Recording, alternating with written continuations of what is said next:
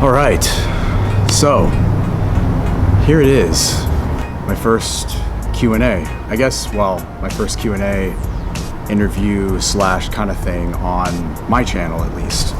I've done a couple interviews before in the past, but this is the first time I'm doing it on my channel. Bam. So yeah, some people in the comments of some of my recent videos pretty much expressed interest in me doing a Q&A, and a couple people even kind of insinuated that I don't care about my fans or I don't care to connect with my fans kind of thing. I just want to say, you know, right off the bat that, God, I mean, you guys are the only reason I do this, to be honest. Anybody who's watching this, anybody who watches my videos, enjoys my robot dancing, whatever, that's why I'm doing it. That's who I'm doing it for. I mean, without a fan or a spectator or somebody to enjoy what I do, I don't exist. My art doesn't exist.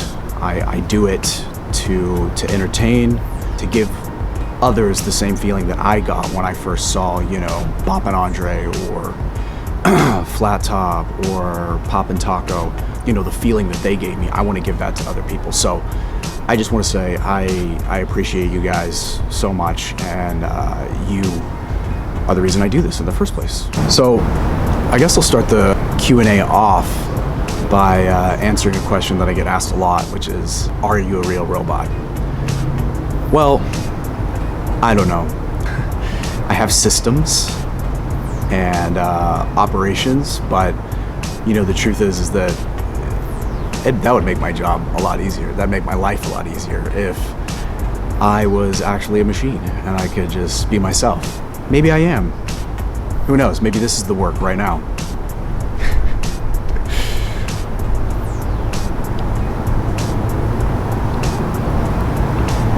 Anyways, yeah, so I'm not gonna answer that. If you can't figure that out, then my job is done. My work is done here. Okay, so second thing I'm going to talk about that a lot of people ask, how did I get into this? You know, I danced a little bit, minuscule amount, a little microscopic amount. When I was younger, I was into Michael. I loved Michael. I watched all his music videos. I recorded Moonwalker on VHS, and I would pretty much watch it all day, every day. Truth be told, all said and done, I was not good at dancing like Michael. It just wasn't my thing. I did this move where I'm like biting my bottom lip, and I kind of do some moves like that. It's not a good look. It's not pretty.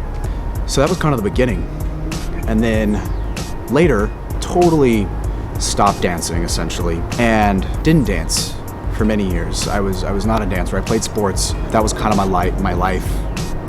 Sports were my main gig, and it was anything from, I gotta apologize ahead of time also, I live in a flight path, so you're gonna be hearing a lot of airplanes and jets and whatnot, so enjoy.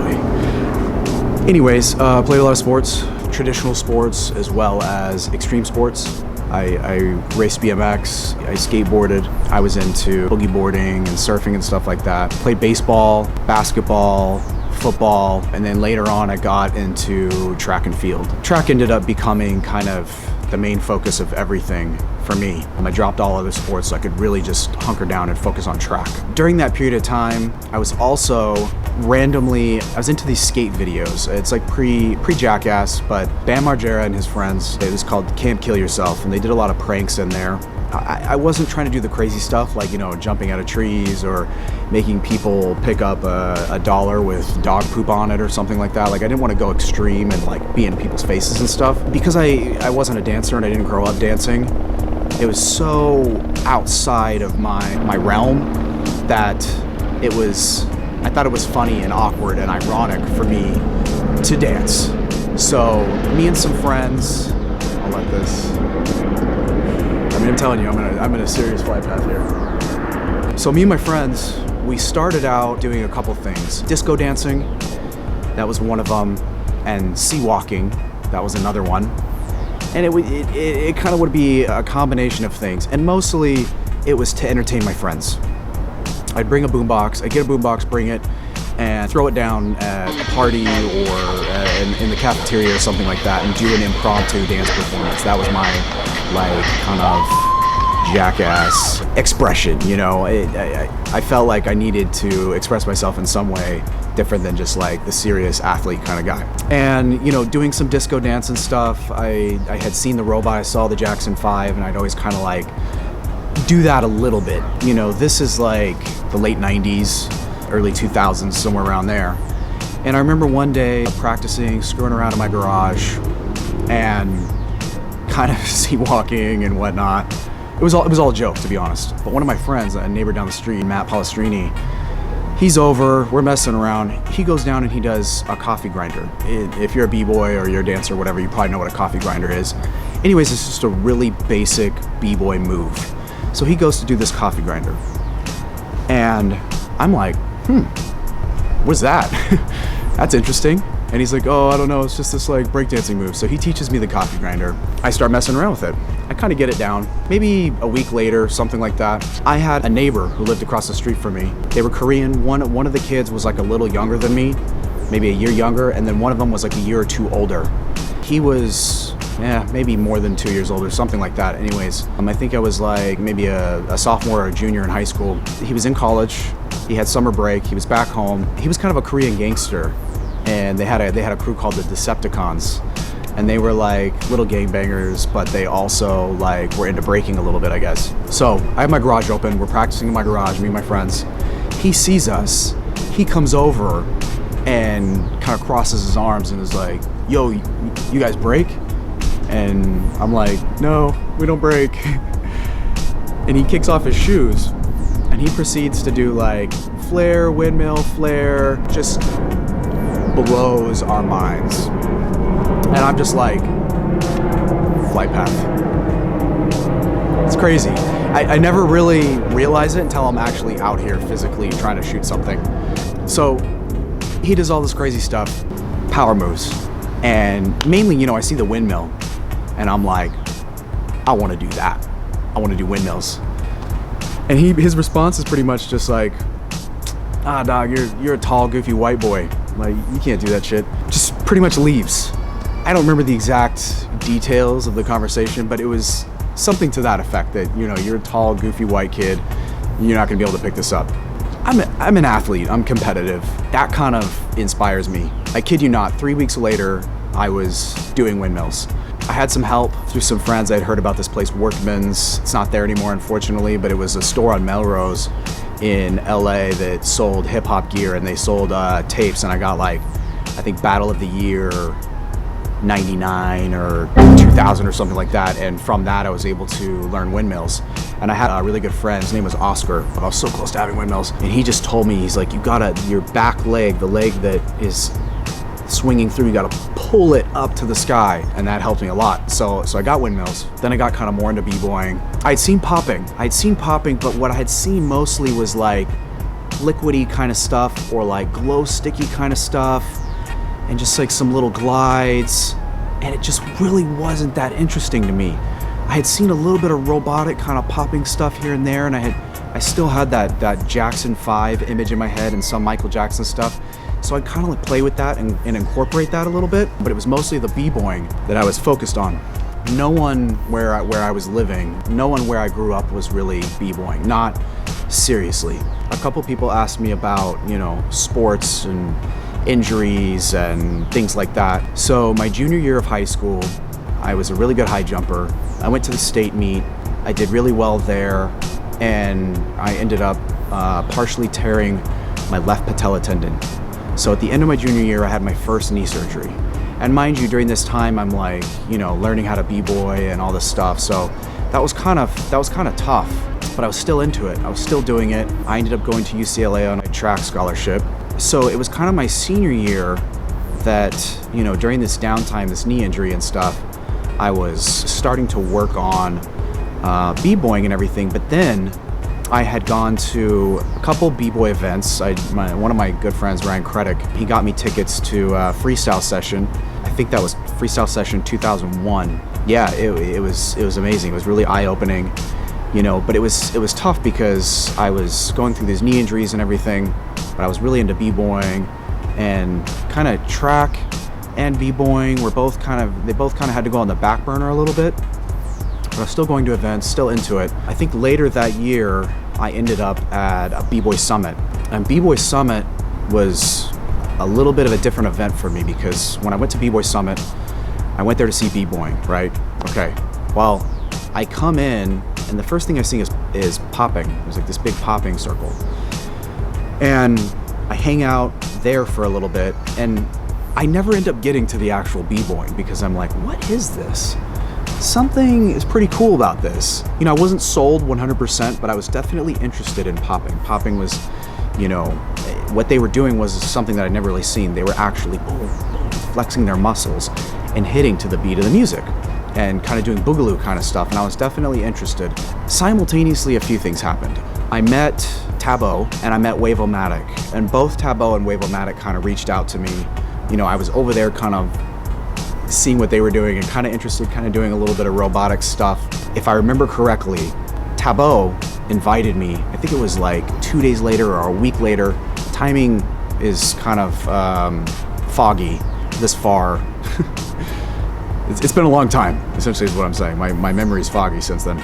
But I remember Tabo invited me to another event, and it was Pandora's birthday party in Westminster, I think. Westminster, California. And I'm trying, you know, it's hard for me to remember whether or not I had gone to Homeland yet. Homeland is a big part of my history also. Wave-O-Matic, rest in peace, one of my favorite people of all time. Wave-O-Matic pretty much, you know, was the first person to reach out and accept me into the culture, and he brought me into Homeland. But either way, I went to Pandora's birthday party, and I'm hanging there with Tabo. He had seen me do like kind of some little robot stuff and could see that I was interested in that style. And, you know, so we're standing in the circle, and he kind of got my attention and said, hey, you gotta watch this guy. So I kind of perk up and I get ready, and it's this middle-aged African-American guy wearing all white, kind of a zoot suit, but more like a tux. And he comes out, kind of smiles to a couple people, whatever, kind of steadies himself, gets situated, boom, goes to town. And that's the first time that I remember somebody standing right in front of me, you know, 3 feet away, having me question the reality of what I was seeing. Like having me seriously, like, ask myself and question whether or not what I was seeing right in front of me was real. It's like magic, you know, it's like sleight of hand, or, you know, bigger magic, where you know deep down, you know that what you're seeing is a trick. What you're seeing isn't real, but you can't explain it. And I mean, to this day, like, just thinking about it and talking about it, like, gives me chills. Like, Bob and Andre physically made me ill, essentially, watching him. So pretty much from that day on, that's what I wanted to do. Everything changed for me. I didn't, you know, it was kind of a slower transition probably than I'm making it out in my mind, but I didn't care about b-boying. This is like, you know, I ended up having 4 knee surgeries, so track was something I couldn't really do, b-boying was something I really couldn't really do. But this robot animation, bopping stuff was something I could do. It just felt right to me. Okay, bots and gears. That concludes part 1 of my first Q&A on this channel. Part 1 of part 1. Anyways, I'm currently in the Chicago airport on my way to Baltimore. My flight got delayed, so I've been editing this Q&A. I want to get this stuff out. I promised it would be out a long time ago. I've just been working hard and trying to get it to you. So I'm in the airport editing it right now. That's part 1. Part 2 and 3 are coming soon. I promise. Stay tuned. Right, you're talking about because that's how we said it, like, kind of symphony.